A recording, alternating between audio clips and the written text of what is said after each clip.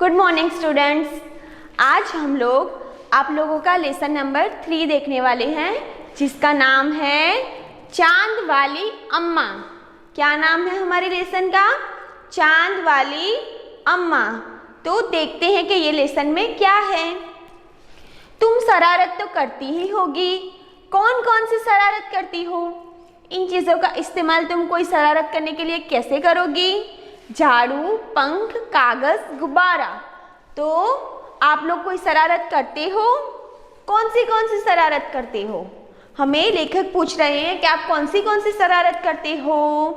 तो और अगर शरारत करते हो तो झाड़ू, पंख, कागज और गुब्बारा, ये 4 चीज़ों को इस्तेमाल करके आपने कोई कभी शरारत की है?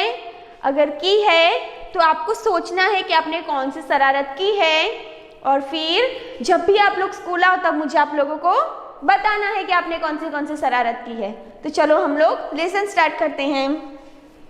बहुत समय पहले की बात है, एक बुढ़ी अम्मा थी, बिल्कुल अकेली। उसका अपना कोई न था। तो क्या है यहाँ पे ये कहानी में? बहुत पुराने समय की बात है, और जो ये बुढ़ी अम्मा थी वो अकेली रहती थी। उसके साथ कोई नहीं रहता था, है ना। जैसे कि हम लोग हमारी फैमिली के साथ रहते हैं, हमारे फैमिली में कितने सारे लोग होते हैं, वैसे अम्मा बुढ़ी थी। एक तो उसकी एज बहुत ज़्यादा थी, और उस पर भी वो अकेली रहती थी। उसके साथ में रहने वाला कोई नहीं था।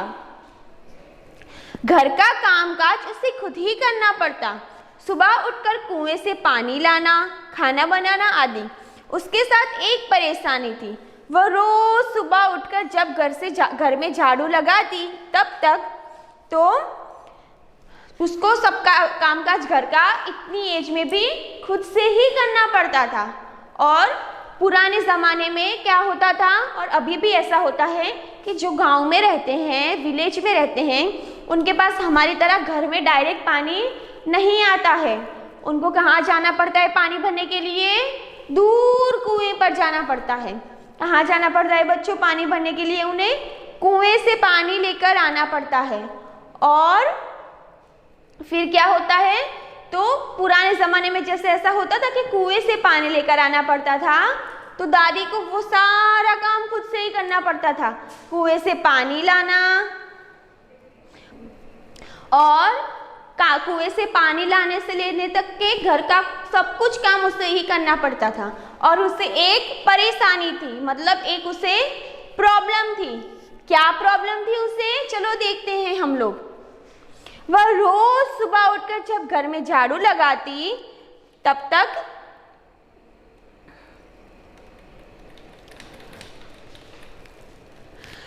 तो सब ठीक रहता, पर जैसे ही वह आंगन में जाती और झाड़ू लगाने के लिए झुकती, तभी आसमान आकर उसकी कमर से टकराता। तो क्या होता? वैसे तो सब कुछ अम्मा के साथ ठीक चल रहा था, पर जैसे ही वो आंगन में, मतलब हमारे घर में भी होता है ना आंगन, जिसमें हम लोग सब बच्चे खेलते हैं, सब बैठते हैं शाम को, कितना मज़ा आता है ना। होता है ना हमारे घर में भी आंगन। तो अम्मा जैसे ही झाड़ू निकालने के लिए आंगन में आती, तो क्या होता? आसमान उसकी कमर से टकराता। ऊपर से आसमान जो होता है ब्लू कलर का, पता है ना, स्काई ब्लू कलर का, वो आता है और उसकी कमर से जोर से टकराता है। किसकी कमर से? अम्मा की कमर से रोज टकराता है आसमान। अम्मा उसे घूर कर देखती तो वह थोड़ा हट जाता। फिर वह जैसे ही दोबारा झुकती, आसमान फिर अपनी हरकत दोहराता। तो अम्मा जैसे ही उसे देखती आसमान को, तो आसमान क्या करता? दूर चला जाता वहां से। और जैसे ही अम्मा फिर से अपना काम शुरू करती, झाड़ू देने का काम शुरू करती, तो आसमान फिर से आता और जोर से उसे टकराता।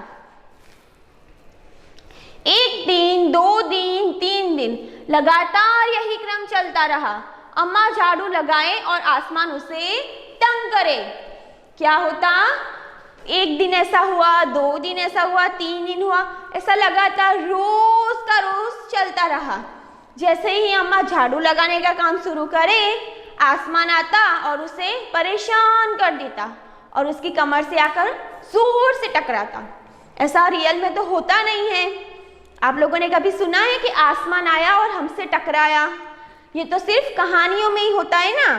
तो हमें भी ज़्यादा मतलब ऐसा नहीं सोचना है कि ये क्यों ऐसा हुआ, हमारे साथ तो कभी आसमान नहीं टकराया। लेकिन ये तो सिर्फ हम लोगों को मज़ा आए इसलिए ये कहानी में ऐसा लेखक ने डाला है, बाकी ऐसा रियल में नहीं होता है ना। एक दिन कुएं पर पानी भरने को लेकर अम्मा का किसी और से झगड़ा हो गया। अम्मा जरा गुस्से में थी। वह झाड़ू उठाकर आंगन में गई और जैसे ही झुकी, आसमान ने अपनी आदत के अनुसार उसे फिर छेड़ा। तो क्या हुआ अम्मा को? एक दिन अम्मा बहुत परेशान हो गई थी। क्यों? क्योंकि आसमान उसे रोज तंग करता था। तो एक दिन इसी वजह से कुएं पर भी उसका सब लोगों के साथ में झगड़ा हो गया। और फिर क्या हुआ? फिर से अम्मा गुस्से में ही झाड़ू उठाकर जैसे आसमान में गई और आंगन में गई, तो आसमान ने उसे परेशान करना शुरू कर दिया। अम्मा ने आव देखा ना ताव और कसकर एक झाड़ू आसमान को दे मारी। आव देखा ना ताव देखा मतलब अम्मा ने कुछ भी सोचे बिना आसमान को झाड़ू जोर से दे मारी। क्यों? क्योंकि अम्मा बहुत ही परेशान हो गई थी कि आसमान रोज आता है और उसकी कमर से आकर टकराता है और उसे परेशान करके रख देता है। आसमान झट हट गया, पर वह भी अपनी आदत से मजबूर था। दूसरी बार फिर अम्मा के झुकते ही टक्कर मारने लगा। अम्मा ने फिर पूरी ताकत से उस पर वार किया। तो आसमान भी ऐसा ही था। वो भी अपनी आदत के अनुसार अपना काम क्या करता था, रोज आता था और अम्मा से टकराता था। तो वो भी अपनी आदत नहीं भूला और उसने भी वैसा ही किया। जैसे ही अम्मा ने झाड़ू देना शुरू किया, वो आया और अम्मा से जोर से टकराया।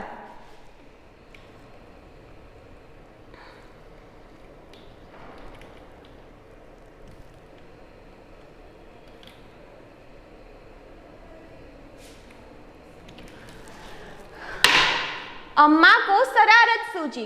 इस बार उसने झाड़ू पकड़ ली। आसमान को क्या हुआ? शरारत सूझी और उसने जैसे ही अम्मा ने आसमान में झाड़ू मारी, आसमान ने झाड़ू को पकड़ लिया और फिर क्या किया? उधर अम्मा भी झाड़ू पकड़े थी।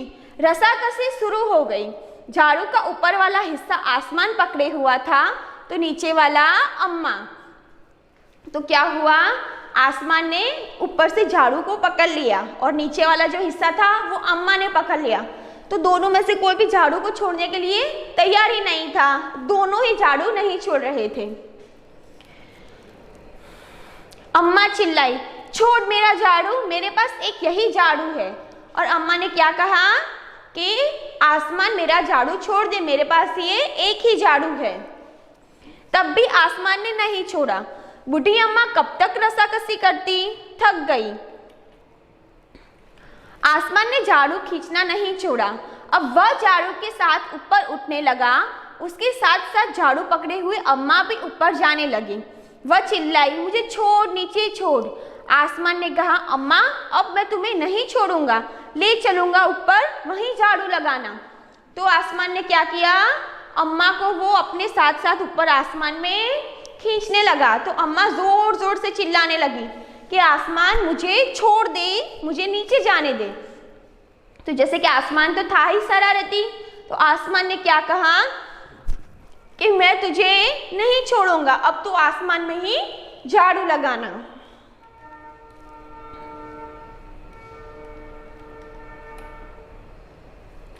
अम्मा अब झाड़ू नहीं छोड़ सकती थी क्योंकि वह बहुत ऊपर पहुंच चुकी थी। तभी उसे वहां चांद दिख गया। झट अम्मा ने पैर बढ़ाया और चांद पर चढ़ गई, पर झाड़ू नहीं छोड़ी। आसमान को फिर शरारत सूझी। तो अम्मा तो बहुत ऊपर जा चुकी थी, तो अगर अम्मा झाड़ू छोड़ती तो वो नीचे आके गिरती। तो अब अम्मा झाड़ू भी नहीं छोड़ सकती थी।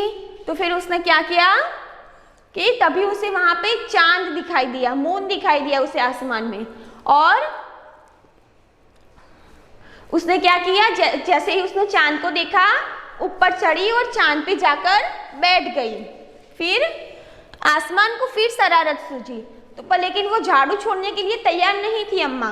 तो आसमान को फिर से शरारत सूझी कि ये इतनी ऊपर आसमान में आ गई है अम्मा, फिर भी इतनी परेशान है, फिर भी अपना झाड़ू नहीं छोड़ रही है। तो आसमान ने सोचा कि फिर से इसके साथ शरारत की जाए। उसने सोचा अम्मा तो चांद पर चढ़ गई है, यदि चांद उसकी मदद करेगा तो मैं हार जाऊंगा, इसे यही रहने दूं। तो फिर उसने क्या सोचा कि अम्मा तो चांद पर चढ़ गई है और चांद अगर अम्मा की मदद करेगा तो फिर मैं तो हार जाऊंगा, कि अम्मा को तो चांद बचा लेगा। ऐसा सोचकर उसने झाड़ू छोड़ दिया। अम्मा झाड़ू सहित चांद पर रह गई और उसने क्या किया, आसमान ने ऐसा सोचकर झाड़ू को छोड़ दिया और अम्मा झाड़ू के सहित ही चांद पर रह गई। वो इतनी थक गई थी कि झाड़ू पकड़े पकड़े ही चांद पर बैठ गई। आसमान ऊपर चला गया। उस दिन से आज तक बूढ़ी अम्मा झाड़ू पकड़े चांद पर ही बैठी है। और क्या हुआ, अम्मा बहुत थक गई थी। उसने पूरा मतलब आसमान में गई, आसमान के साथ इतना झगड़ा किया और अब वो चांद पे ही बैठी है। तो उसने मतलब वो अपना झाड़ू भी नहीं छोड़ना चाहती थी और इतनी थक गई थी कि वो चांद पर ही बैठी रही और उसने झाड़ू भी नहीं छोड़ा। तो लेखक क्या बोलते हैं कि आज तक भी अम्मा झाड़ू पकड़े चांद पे ही बैठी हुई है। तो मतलब ये सिर्फ एक कहानी है, ऐसा रियल में तो नहीं होता कि कोई आसमान में चला जाए और चांद पे जाके बैठ जाए और वापस ही ना आए नीचे। ऐसा हो सकता है? नहीं हो सकता है ना, ये तो इम्पॉसिबल है। ये तो सिर्फ एक कहानी है। तो ये कहानी किसने लिखी है?